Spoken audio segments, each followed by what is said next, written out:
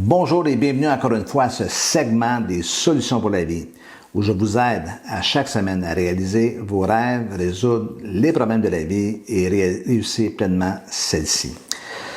Comment développer notre persévérance? On en a parlé la semaine passée, j'ai introduit le sujet.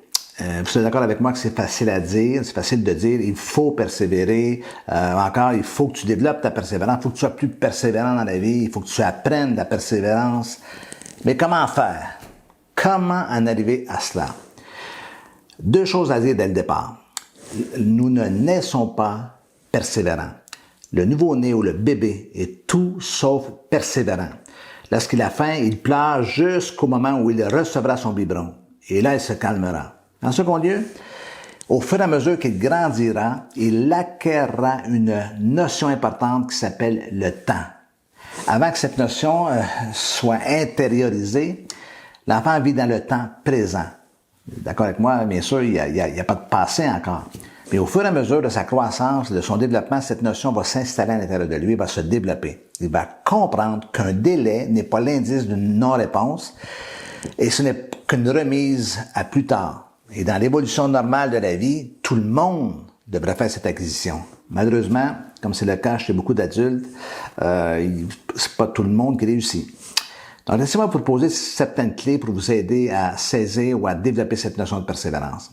Premièrement, accepter le fait que la vie n'est pas facile. J'en parle souvent de cette notion-là. Nous ne naissons pas patients, comme je l'ai mentionné. Nous ne naissons pas persévérants. Acquérir ces qualités nécessite un apprentissage. Il faut grandir et apprendre à affronter la vie dans ses conditions réelles. C'est ce que tout enfant découvrira par l'école ou au contact des autres, par les obstacles et par les échecs. Cet apprentissage est parfois douloureux, mais nécessaire. Et lorsque la leçon de la persévérance est apprise, intégrée, intériorisée, il y a un univers de possibilités qui s'ouvre ainsi. Toute personne doit découvrir un jour ou l'autre qu'il y a des choses dans la vie qui ne s'obtiennent que par la persévérance.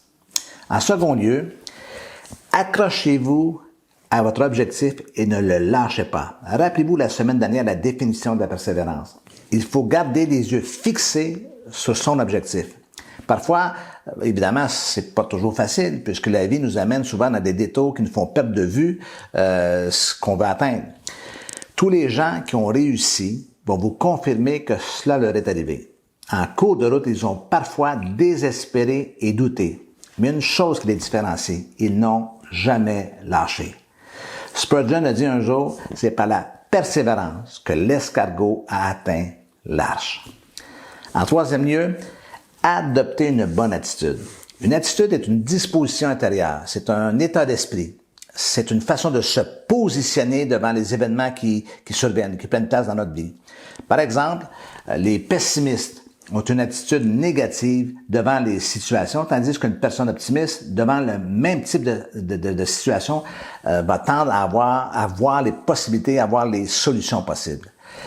Évidemment, quand tout va bien, c'est facile d'avoir une bonne attitude. Mais quand l'épreuve survient, notre véritable disposition intérieure se révèle. Car vous avez besoin de persévérance afin qu'après avoir accompli la volonté de Dieu, vous obteniez ce qui vous est promis. C'est ce qui est dit dans l'Épître aux Hébreux au chapitre 10. Rappelez-vous, il y a des choses dans la vie qui ne s'obtiennent que par la persévérance. Quatrièmement, allez puiser votre force auprès de Dieu. Au cœur de ces circonstances difficiles, au cœur de cette pandémie actuelle, tout comme au cœur de toutes les circonstances de notre vie, ce qui devient notre ennemi premier, ce sont la fatigue et l'épuisement. Bien sûr, il s'agit davantage d'une fatigue morale, d'un épuisement psychologique, d'une fatigue psychique et parfois spirituelle, je vous l'accorde. À lutter, à combattre, nous dépensons une énergie incroyable sans toujours nous en rendre compte. Cela demeure humain. Néanmoins, nous pouvons avoir l'assurance du soutien de Dieu.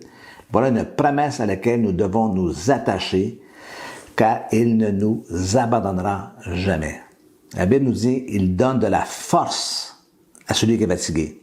Il augmente la vigueur de celui qui tombe en défaillance. Prenez l'engagement envers vous-même de ne pas abandonner. N'envisagez rien d'autre que de continuer et de persister. Dites-vous qu'un jour, vous raconterez aux autres comment vous vous en êtes sorti. Ce qui est une épreuve, à ce moment, deviendra un récit encourageant, un témoignage percutant, une anecdote. Et la semaine prochaine, je vous donnerai 4 autres clés hyper importantes pour développer ainsi votre persévérance.